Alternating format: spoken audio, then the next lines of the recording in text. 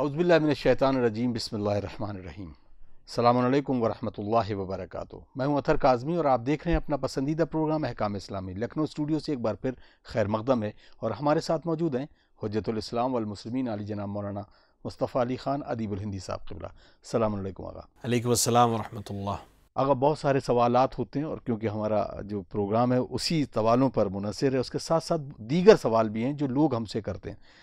موت کو یاد رکھنا ایک نوعیت ہے، موت کو بلانا، یہ اکثر لوگ کو تمنا کرتے ہیں کہ موت آ جائے اور دعاؤں میں یاد کرتے ہیں پروردگار اب تو مطلب جو بہت ضعیف ہو گئے یا ورنہ ویسے بھی غصے کے عالم ہے، تو یہ کیسا عمل ہے؟ اس کے بارے میں تشریح فرمائیے۔ اعوذ باللہ من الشیطان الرجیم، بسم اللہ الرحمن الرحیم، الحمدللہ رب العالمین، وصلی اللہ علی سیدنا محمد وعلیہ الطیبین الطاہرین۔ دیکھیں، موت ایک ایسی حقیقت ہے کہ جس کا انکار نہیں کیا جا سکتا۔ حتیٰ وہ لوگ جو دین و شریعت نہیں مانتے وہ بھی موت کا انکار نہیں کر سکتے۔ اور خداوند عالم نے بھی اپنے آپ کو جب پہچنوایا قرآن کریم میں، تو جہاں مختلف مقامات پہ اپنی صفتیں بیان کی، وہاں میں سے ایک صفت یہ بھی بیان کی، میں ہی موت کا خلق کرنے والا ہوں۔ موت بھی اللہ ہی کی ایک مخلوق ہے۔ اور بعض روایات پہ اس کی طرف اشارہ ہوا ہے کہ ملک الموت جو اللہ کی طرف سے معمور ہیں دنیا کے افراد کی روح قبض کرنے کے سلسلے میں، ان کے بھی خداوند عالم ایک وقت وہ آئے گا کہ خدا کے حکم سے تمام موجودات کی روح کو قبض کر لیں گے، دنیا میں پھر کوئی زندہ نہیں ہوگا، اور اس کے بعد خداوند عالم خود ملک الموت کی روح کو بھی قبض کر لے گا، کیونکہ اصل ہر چیز کی خدا کے پاس ہے۔ یعنی پھر خدا کے علاوہ کائنات میں کچھ بھی نہیں ہوگا، ایک عجیب سناٹا ہوگا۔ پھر خداوند عالم ایک آواز دے گا کہ اب کون ہے جو زندہ ہو، اور کسی طرف سے کوئی آواز نہیں آئے گی، ایک عجیب سا سناٹا ہے۔ اور اس کے بعد پھر خداوند عالم سب کی روح کو دوبارہ ان کے جسموں میں ڈالنے کا حکم دے گا، اور پھر وہ قیامت کا جو پورا منظر ہے۔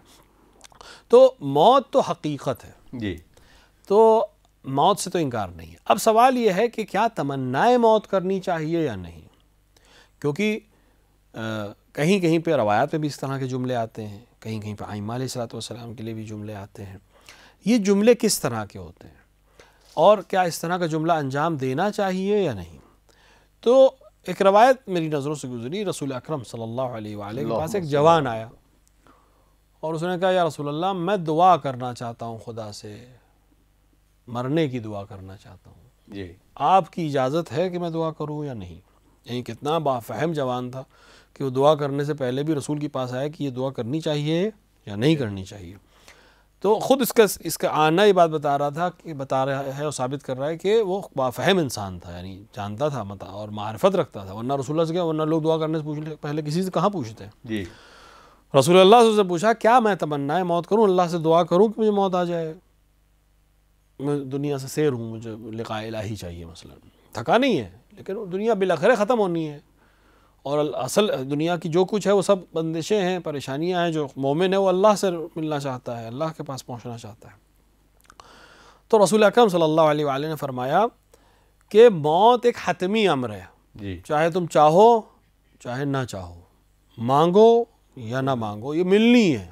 اگر زندگی دی ہے خدا نے تو موت بھی وہ تمہیں دے گا، چاہے آج چاہے کل چاہے 100 سال بعد۔ بے شک۔ لیکن پھر بھی اگر تم چاہتے ہو کہ دعا کرو تو میں تمہیں اجازت دیتا ہوں کہ دعا کرو، لیکن دعا کرنے سے پہلے تم 10 لوگوں کو ہدیہ بھیجو، اور ان 10 لوگوں تک جب ہدیہ بھیج چکو اور تمہیں یقین ہو جائے کہ ان تک وہ تحفہ اور ہدیہ پہنچ گیا ہے، تب تمنا موت کرنا۔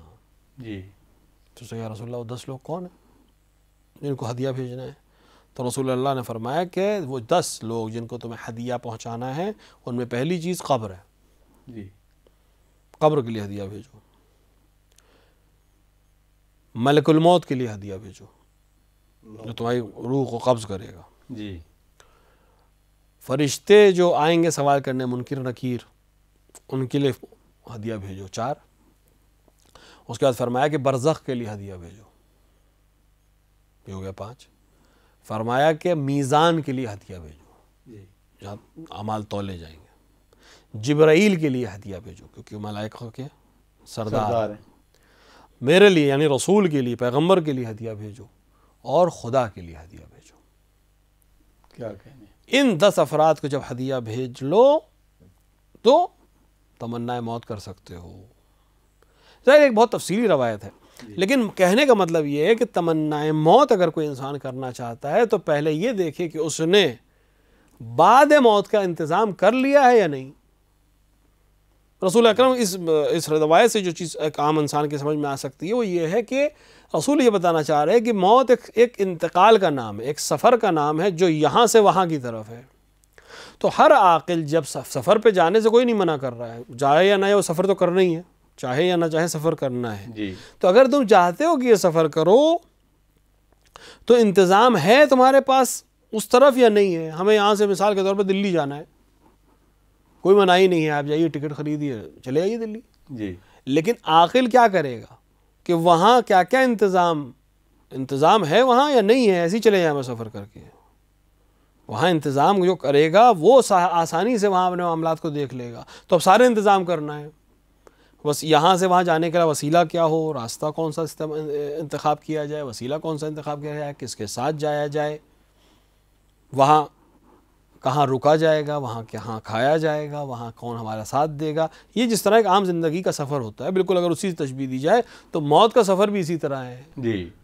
اس منزل پہ کیا کام آئے گا، وہاں کون سے پیسے کام آئیں گے، وہاں کون سی چیز کام آئے گی، وہاں کون ہمارے کام آئے گا، وہاں ہم کہاں رہیں گے، کس چیز سے جائیں گے، کس چیز سے وسیلے سے سفر کریں گے، اس کا انتظام کر کے جاؤ تبھی عقل مند ہو. اگر بغیر انتظام کے پاؤ یہاں سے کسی چھوٹے سے شہر بھی چلے جاؤ تو آپ پریشان ہو جائیں گے. نہ آپ کو کوئی جانتا ہے، نہ آپ کو پہچانتا ہے، کھائیں گے کہاں، پئیں گے کہاں، رہیں گے کہاں، پیسے بھی لے کے نہیں گے، کیا کریں گے.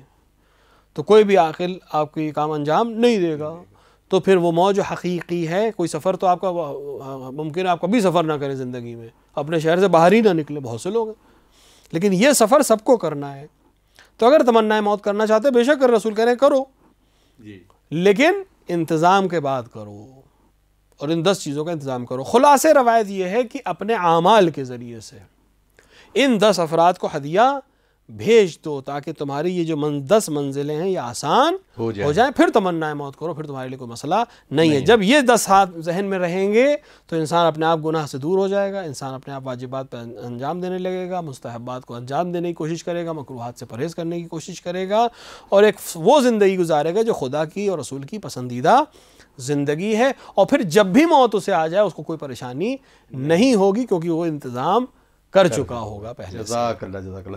اگر آپ جی موت کا جو فلسفہ ہے بہت ہی مطلب جب بات کرتے ہیں لوگوں سے تو بڑا ٹپیکل لگتا ہے، مطلب بہت ہی اس میں الجھنیں پیدا ہوتی ہیں اور انسانی جو اپنا اس کا ذہن ہوتا ہے وہ کہیں نہ کہیں بھٹکتا ہے. اور بہت تو ایک جو سوال ایک بڑے نوجوان نے کیا تھا، بڑا خوبصورت سا وہ انداز لگا، کہا کہ اگر موت سے خوف اور ڈر ہے تو کیا یہ خداوند عالم کی ذات پر یقین ہے، ائمہ علیہ الصلوۃ والسلام اور رسول اللہ پر یقین ہے؟ کیونکہ خوف اسی شخص کو ہوگا جس کو معلوم ہوگا کہ مرنے کے بعد ہم سے اس طرح کا عمل ہوگا.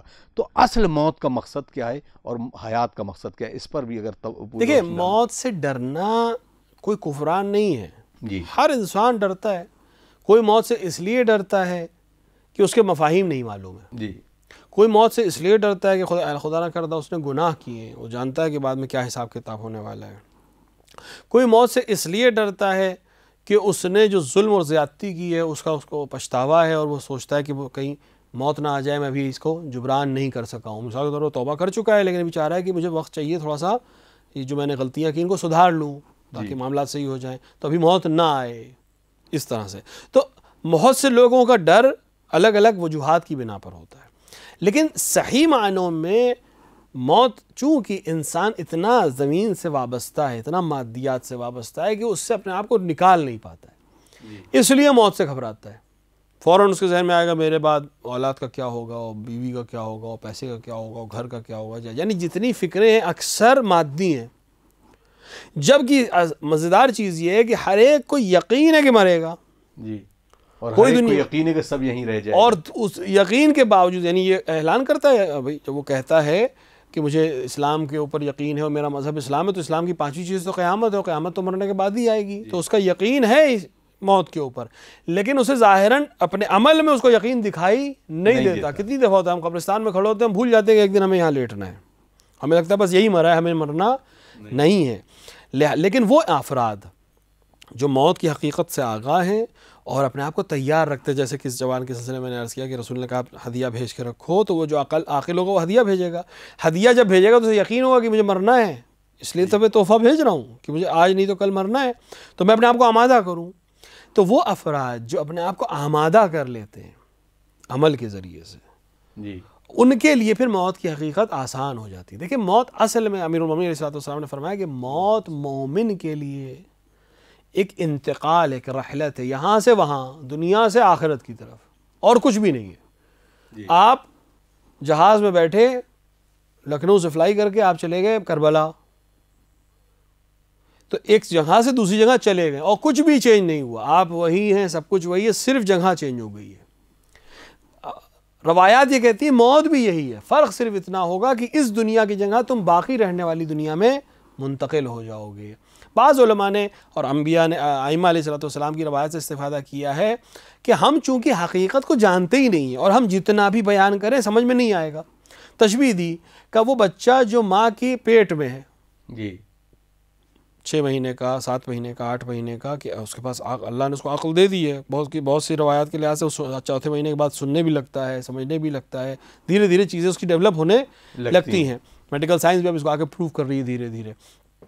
تو اب اگر کوئی کسی علم کے ذریعے سے کوئی جا کر اس کو یہ بتا سکے کہ تم جہاں ہو، ابھی وہ کہاں ہے، کہ اندھیری دنیا میں، اسے کچھ دکھائی نہیں دے گا، یقیناً ایک اندھیری دنیا جو بہت چھوٹی ہے۔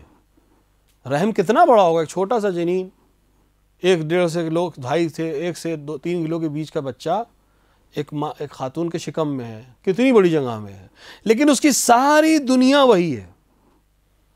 اس کی جتنا بھی شعور ہے، جتنی بھی عقل اس کو خداوند عالم نے عطا کی ہے، جتنے بھی سننے اور سمجھنے کی طاقت عطا کی ہے اس جنین کو، جی، وہ اسی تک محدود ہے۔ اگر آپ اس سے جا کے کہیں کہ باہر ایک بہت بڑی دنیا ہے جس میں شجر ہیں، جس کے اندر پیڑ ہیں، جس میں پہاڑ ہیں، جس میں دریا ہیں، جس میں گھر ہیں، جس میں گاڑیاں چلتی ہیں، اس کی کچھ سمجھ میں نہیں آئے گا، کیونکہ اس کو صرف اندھیرا دکھ رہا ہے اور اس کی ساری دنیا اسی اندھیرے میں ہے جو غلاف میں ہے، جو شکم میں ہے، جو رحم میں ہے۔ ہماری مثال، امام نے فرمایا کہ تمہاری مثال اس دنیا میں بھی اس جنین کی طرح ہے جو ماں کے شکم میں ہے، جب اس کو آخرت کی باتیں بتائی جاتی ہیں اس کی سمجھ ہی میں نہیں آ رہا ہے کیا بات ہو رہی ہے، بس جتنا اس نے دیکھا ہے اس سے، اسی لیے ہم کو جو آخرت کی بہت سی چیزیں بتائی جاتی ہیں وہ دنیاوی لحاظ سے بتائی جاتی ہیں، جی، کہ وہاں پیڑ ہوں گے، وہاں نہریں ہوں گی، وہاں کھانے ہوں گے، وہاں حوریں ہوں گی، اس طرح کی باتیں جو ہمیں سمجھنے میں آسانی ہو جائے۔ اور بہت سے روایت میں ہے کہ خود قرآن کی مجید میں کہ جب ان کے سامنے پھل آئے گا تو وہ کہیں گے کہ ایسی پھل ہم نے دنیا میں بھی کھایا تھا، لیکن خدا کہے گا کہ ایسا نہیں ہے، اس کے جیسا تم نے کھایا تھا، یعنی اس کی شکل ملتی تھی، ورنہ نہ اس کا جیسا مزہ ہے نہ اس کی جیسی کیفیت اس کی ہوگی۔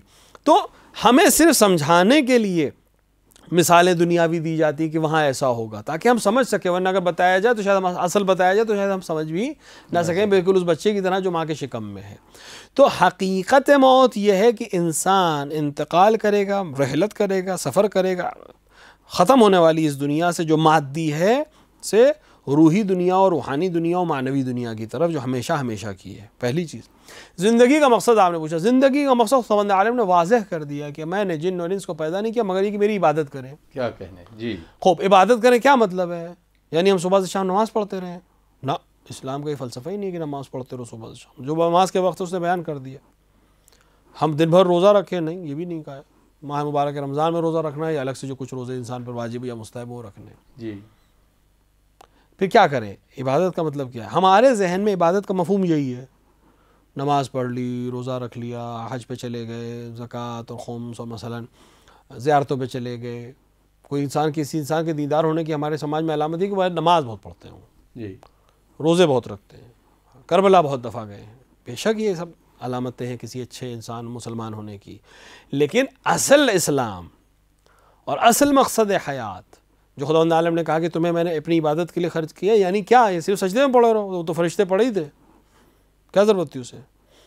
نہیں، تم ہماری مخلوق، ہم تمہیں بھیج رہے ہیں دنیا میں، ہماری عبادت کرو۔ عبادت صرف نماز نہیں، ہر عمل انسان کا عبادت ہو سکتا ہے۔ 2 یا 3 جلسوں میں پہلے کسی خاتون کا ظاہراً سوال تھا کہ وہ کام جو مباح ہیں ان کے سلسلے میں کیا حکم ہے۔ ہر عمل، حتی مباح عمل بھی عبادت میں تبدیل ہو سکتا ہے، شرط یہ کہ وہ عمل آپ کس نیت سے کر رہے ہیں۔ ایک دفعہ میں اپنے آپ کو صاف کرتا ہوں کہ مجھے صاف رہنا ہے، ختم ہوگی بات، لیکن ایک دفعہ میں اپنے آپ کو صاف کرتا ہوں کیونکہ حکم خدا ہے کہ صاف رہا کرو، کیا کہنا، میں قربتاً اللہ، میں خوشبو بدن میں لگاتا ہوں کہ مجھے اچھی لگتی ہے، ایک دفعہ میں خوشبو بدن میں اس لیے لگاتا ہوں خدا کو خوشبو پسند ہے، اور میں مجمع میں یا مسجد میں جاؤں تو خوشبو کے ساتھ وارد ہوں. دونوں عمل میں نیت کی وجہ سے فرق ہو گیا. میں عبادت کرنا چاہتا ہوں, ایک دفعہ نماز پڑھ کر عبادت ہے, جو واجب ہے وہ تو کرنا ہی کرنا ہے, لیکن ایک عبادت یہ ہے کہ میں کسی یتیم کے سر پہ ہاتھ رکھ دوں, میں کسی بیوہ کے گھر کوئی مدد پہنچا دوں, میں کسی نادار کے یہاں کوئی مدد پہنچا دوں, یہ بھی عبادت ہے. اگر یہ عبادت نہیں ہوتی تو ہم سے بڑے ایک سے ایک بڑے عابد دنیا میں گزرے. امیر المومنین سے زیادہ نماز پڑھنے والا کون ہے؟ رسول اکرم سے بڑا نماز پڑھنے والا کون ہے؟ جی. امام زین العابدین سے زیادہ نمازی کون ہے؟ سید الساجدین ہیں آپ, زین العابدین ہیں آپ. لیکن آپ کے لیے بھی ملتا ہے کہ آپ راتوں میں جا کر لوگوں کی مدد کرتے تھے. وہ امیر المومنین جو ایک رات 1000 رکعت نماز پڑھتے تھے, وہ اس کے باوجود لوگوں کے گھر جا کے روٹی بھی پہنچاتے تھے بغیر یہ بتائے کہ کون ہے. تو جو انسان ایسا نمازی وہ یہ عمل کر کے کیوں بتا رہا تھا دنیا کو؟ بتا نہیں رہا تھا لیکن معلوم ہو گیا دنیا کو بعد میں. کیوں یہ عمل کر رہا تھا؟ بتانے کے لیے کہ جس طرح وہ 1000 رکعت نماز میرے لیے اہمیت رکھتی ہے جی. اور خدا کی عبادت ہے, اسی طرح یہ لوگوں کے دروازے پہ بغیر نام و نشان روٹی پہنچانا بھی عبادت ہے, مدد کرنا بھی عبادت ہے. امیر المومنین خلیفہ ہیں, یعنی جس وقت خلافت ظاہریہ میں, امام تو ہیں ہی ہیں, خلافت ظاہریہ میں ہیں, اور وہ ایک خاتون راستے میں ملی جس کے بچے چھوٹے تھے اور امیر المومنین اس کے گھر میں داخل ہوئے, اس کی اجازت سے وہ پھر بچوں کے ساتھ کھیلنے لگے, وہ روٹی تیار کرنے لگی. یہ قصے صرف قصے نہیں ہیں, کہانی نہیں ہے, یہ ہمارے لیے عبرت ہے. جی. امیر المومنین جیسی شخصیت جس نے کوئی العاذن باللہ کسی گناہ کی طرف سوچ بھی نہیں سکتے, جو تصور گناہ بہت بڑی چیز ہوتی ہے امیر المومنین کے لیے, حتیٰ وہ معاملات جس کو ہم ترک اولا کہتے ہیں وہ بھی امیر المومنین سے نہیں سوچا جا سکتا ہے. وہ بھی جا کر یہ عمل اس لیے کر رہے ہیں تاکہ دنیا کی سمجھ میں آئے کہ عبادت کسے کہتے ہیں. عبادت میں گزارنی ہے زندگی, یعنی مخلوقات کے ساتھ ایسے زندگی گزارو کہ وہ تمہارے مشتاق رہیں اور ہر عمل کو اللہ خداوند عالم کی رضا کے لیے, خوشنودی کے لیے انجام دیتے رہو, اب چاہے جس عالم میں موت آ جائے. چونکہ اللہ کے لیے کر رہے تھے تو تم اللہ کے لیے جب کام کرتے ہوئے دنیا سے جاؤ گے تو ایک مجاہد کی موت ہے, ایک شہید کی موت ہے. امام جعفر صادق علیہ السلام کھیت میں کام کر رہے تھے, ایک شخص ادھر سے گزرا کہ فرزند رسول آپ تو علم کے جاننے والے ہیں, آپ اس وقت کھیتوں میں کام کر رہے ہیں, عبادت کر رہے ہیں. امام نے فرمایا کہ میں عبادت ہی کر رہا ہوں, میں اپنے گھر والوں کے لیے نان و نفقہ کا انتظام کر رہا ہوں, عین عبادت میں مشغول ہوں.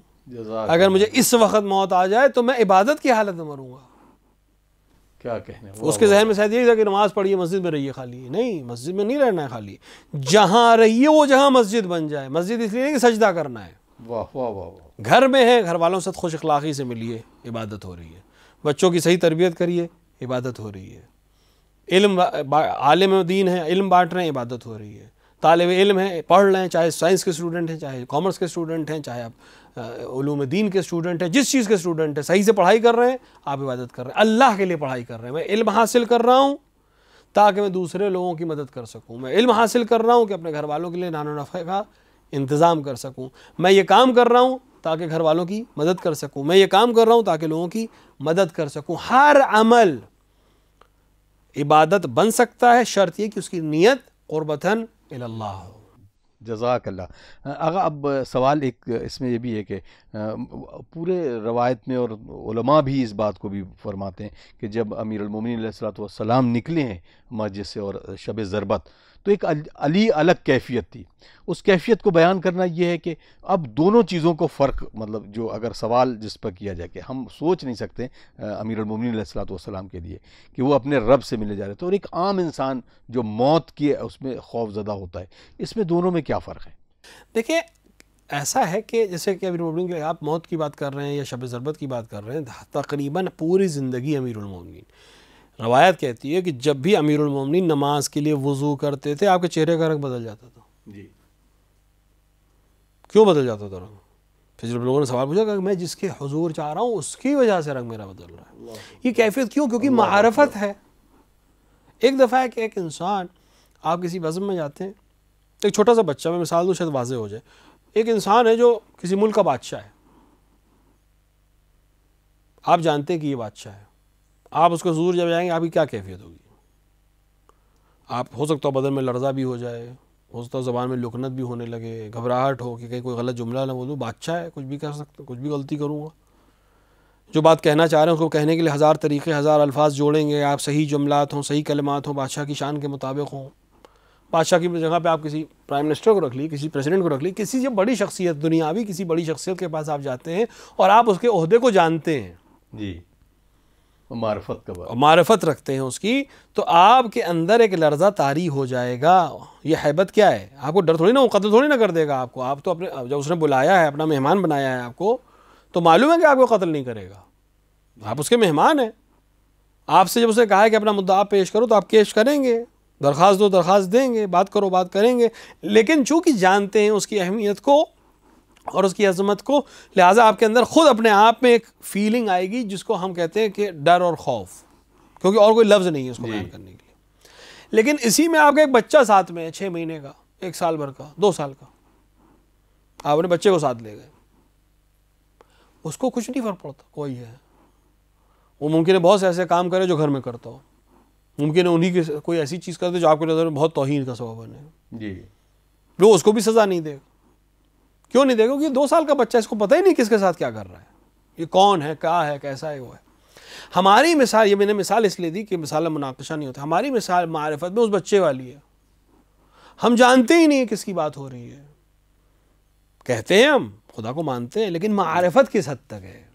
شاید ابھی 1.5-2 سال والے بچے کی معرفت ہے، کچھ جانتے نہیں، جانتے ہیں بس ہے کچھ، کسی کے یہاں گئے ہیں پاپا کے ساتھ، بابا کے ساتھ مہمان گئے ہیں، لیکن کیسے بیٹھنا ہے، کیسے اٹھنا ہے، کیسے بات کرنی ہے، کیا کہنا ہے، کیا نہیں کہنا ہے، کیا نہیں کرنا ہے، ہمیں معرفت نہیں ہے، شعور نہیں، سامنے والوں کو توقع بھی نہیں ہے. تو ہماری مثال معرفت الہیہ میں وہی ہے کہ ہمیں علم ہی نہیں ہے، ہم کہتے تو ہیں لیکن ہم جانتے نہیں ہیں. امیر المومنین جانتے ہیں کہ کس کے حضور جا رہے ہیں، واہ واہ واہ واہ، بلکہ دنیا کو بھی اس کے حضور میں سمجھتے ہیں. ایسا تھوڑی نا کہ یہاں ہے وہاں اس کا حضور نہیں، یہاں بھی ہے. اسی لیے جب نماز کی حالت میں جاتے تھے تو رنگ متغیر ہو جاتا تھا، کیونکہ اس وقت واقعاً اس کے حضور میں کھڑے ہیں. ہم تو کھڑے ہوتے ہیں ہزاروں جگہ، ہمارا ذہن جا رہا ہوتا ہے. جی، یہ خود علامت ہے کہ ہم معرفت نہیں رکھتے. جو معرفت رکھتا ہے اسی میں خوف ہوتا ہے. یہ خوف ڈر نہیں ہے، یہ ایسا ڈر نہیں ہے کہ کوئی غلطی کی ہے، یہ ڈر اس کی حیبت کا ہے، یہ ڈر اس کی پوزیشن کا ہے، یہ ڈر اس کی عظمت کا ہے. واہ واہ واہ، جیسے ہم کسی استاد کے سامنے جب جاتے ہیں، شاگرد جب استاد کے سامنے جاتا ہے تو بالاخرے اس کے اندر خضوع پایا جاتا ہے، ایک اپنے اندر ایک چیز فیل کرتا ہے. بہت سے علماء کی تاریخ میں لکھا ہے، بڑے جید علماء، میں کسی عالم دین کے سلسلے میں پڑھ رہا تھا تو اس میں لکھا تھا کہ جب میں اپنے استاد کے محضر میں جاتا تھا تھوڑی دیر اپنے دروازے پہ اپنے آپ کو روک لیتا تھا، کیونکہ میرے دل کی دھڑکن تیز ہو جاتی تھی. کیا کہیں، جب آرام ہو جاتا تھا، دل کو اطمینان ہو جاتا تھا، تب میں دروازے پہ تقل باب کر کے اجازت لے کے داخل ہوتا تھا. تو جب عام عالم ایک دوسرے عالم جو استاد ہے اس کے محضر میں جاتا ہے، معرفت ہونے کی وجہ سے اس کے اندر یہ حیبت ہے، تو جب امیر المومنین جیسی شخصیت محضر الہیہ میں جائے گی تو ظاہر ہے اس کا معاملہ بالکل الگ ہوگا. تو یہ خوف ایسا نہیں کہ گناہ علی اعظم باللہ کیا ہے، نہیں، کوئی کوتاہی نہیں کی، ایک آن کوتاہی نہیں کی ہے، لیکن کچھ اپنے آپ معرفت کے اس مقام پر ہیں کہ ہر حال میں وہ خالق ہے اور میں مخلوق ہوں. جی، لہٰذا خالق کی جو حیبت ہے اس کا علم ہے مجھے ہے، لہٰذا میں اس لحاظ سے اپنے جسم میں میرے انداز پیدا ہو رہا ہے، میں کر نہیں رہا ہوں، اپنے آپ میرے اندر پیدا ہو رہا ہے، جس کو ہم لوگ محسوس کر رہے ہیں اور بیان کر رہے ہیں. لہٰذا معرفت الہیہ کا سبب ہے اس طرح کے مسائل.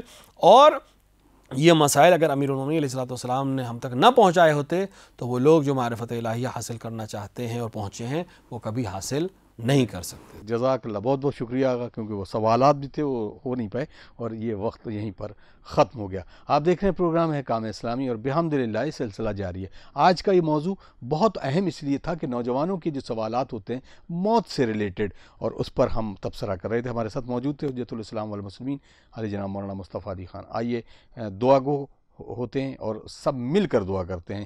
اللہم عجل لولیک الفرج.